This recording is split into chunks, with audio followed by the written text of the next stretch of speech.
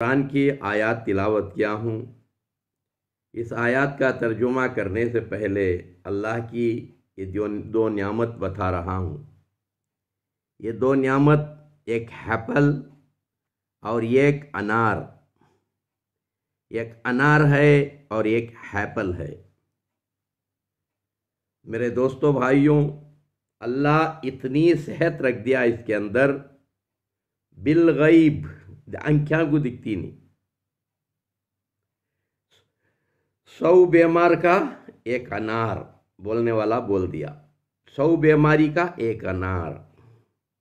और हमेशा आप सुबह में शाम में थोड़ा थोड़ा आप खाते रहेंगे अनार। फिर आधे घंटे के बाद सेब यानी एप्पल और अनार इस्तेमाल करेंगे। दोस्तों, आपके किडनियां, लिवर हमेशा महफूज होगा और आपकी जवानी हमेशा बरकरार रहेगी। आपका चेहरा एप्पल के सर का रहेगा और आपकी सेहत अनार के सर की रहेगी, हल्की फुल्की। मेरे दोस्तों, देखो ये कुदरत की बनावट कैसी है। यही है बिलगैब। ये कुरान की आयत हैं।